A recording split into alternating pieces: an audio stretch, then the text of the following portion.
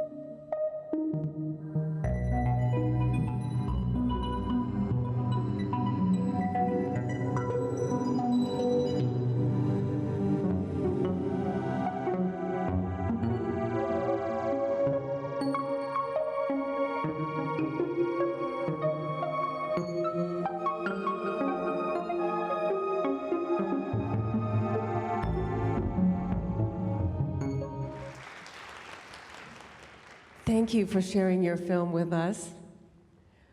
I heard you decided or chose to show this film with us because of something that happened yesterday? Yes, I met a number of friends and acquaintances, and they had the feeling that they have not actually ever seen an artwork of mine. They've been following things on YouTube and things like that, but to actually see an artwork, I thought I had brought this along, and I thought this would be a good opportunity to show one of the newer things I'd done this year. This must have been fantastic to see this on the wall of the on museum. The entire facade. On the facade of the yes, Montreal Museum. Yes, that's right. I showed a slide of that, I think it came.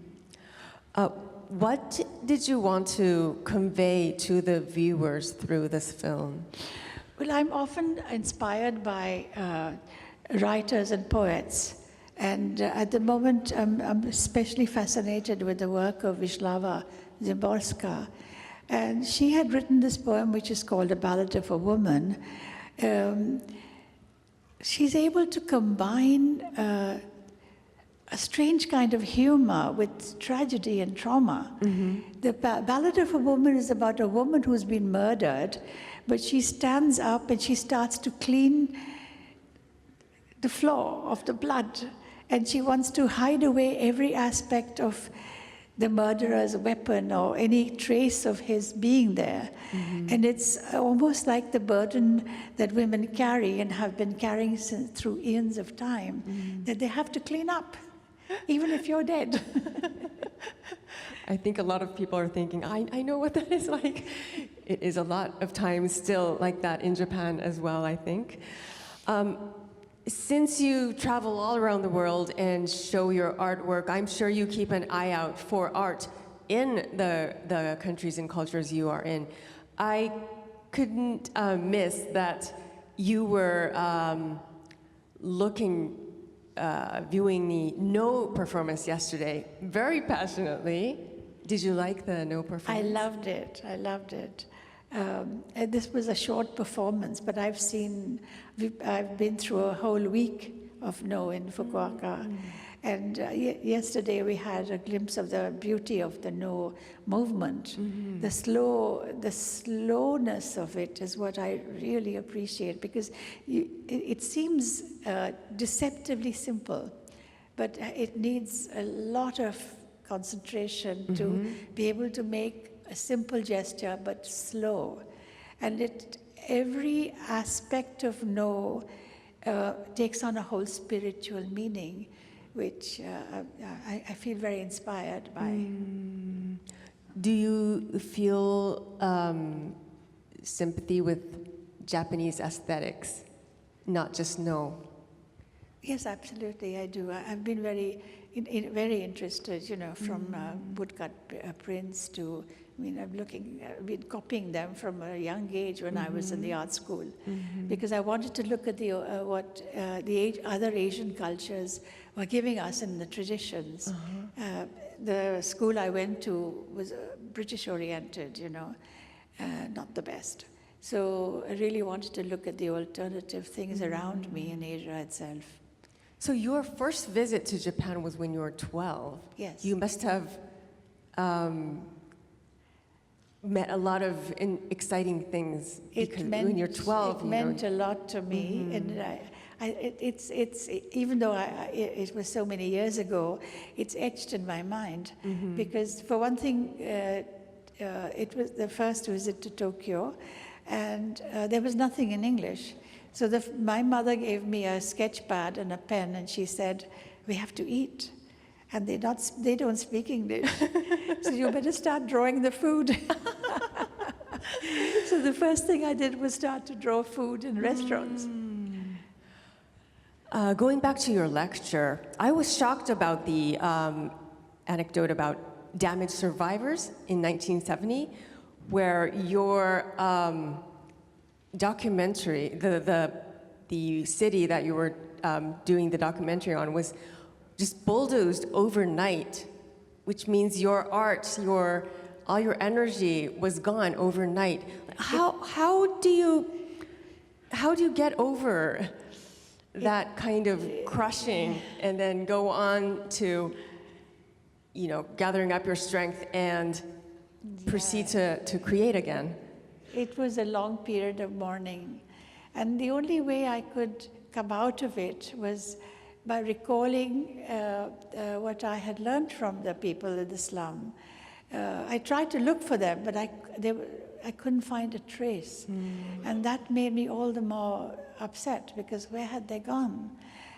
So the relationship had built, and the memory of that relationship helped me to move forward. And I said, I still need to do a homage to these people from whom I have learned so much. And that's when memory came into play. Memory is a very, very important part of what I use as a device in my work. And I would like to impart that to the audience to the best of my ability, to be able to remember, like how you remember a no performance. You can't take it away, but you can take the memory of it. What is your strongest driving force, your motivation to keep creating and to convey some kind of message to the world? Well, that's a big question. Well, it's an attempt, let's say. It's just also an attempt to try to find ways and means and to key in ideas and key out ideas with different devices, because the subject is too large. And one artwork doesn't contain it. So I keep on going at it, So, we've had sectarian violence in India from time to time. It stays in your mind, and you want to have a hysterical fit, but you have to find a form, So drawing, painting, then finally making larger works, something that encompasses everybody. Let's do it together. Let's see together. Let's remember that moment. That's how, I try to work. And I'm sure seeing people just come out to view your artwork is very rewarding. For example, my reality is different. You had the most viewers come into the National Gallery.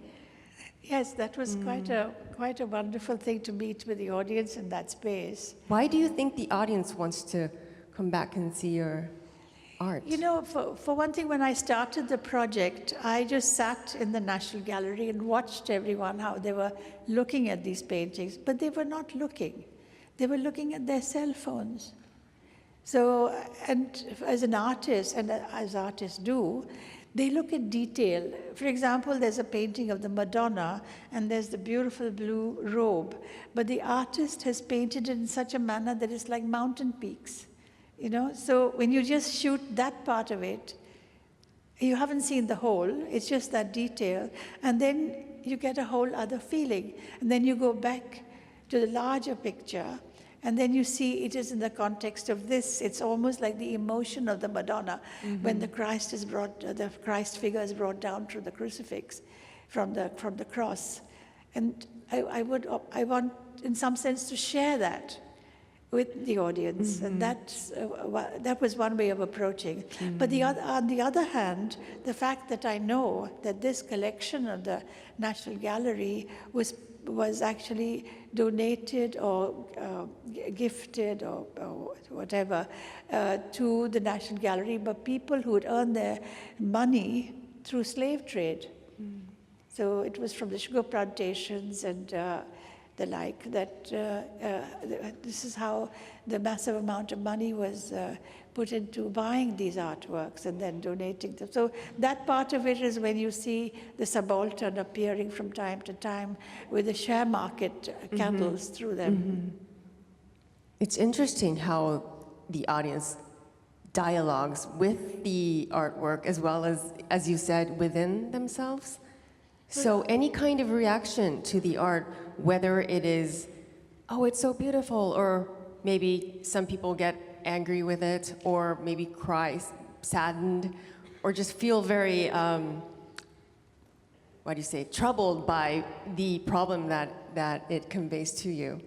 Any kind of reaction is okay as long as you're dialoguing with the art. Everybody comes to the artwork with even I, when I see somebody else's work, I come with my own bundle of memories and fantasies, and I take away what fits there.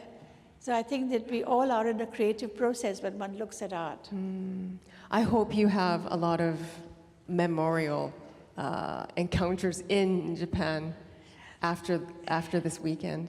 I know you're touring around, or I'm sorry? Sightseeing around a little bit? There are two particular museums I want to visit. It's the Netsuke Museum. I love Netsukes. And the Manga Museum. So Manga Museum, yes. Oh, that's great. I have tried to draw manga myself. So I really like, Well, please enjoy your stay. Thank you very much for Thank your you. wonderful speech and interview. Thank you very much.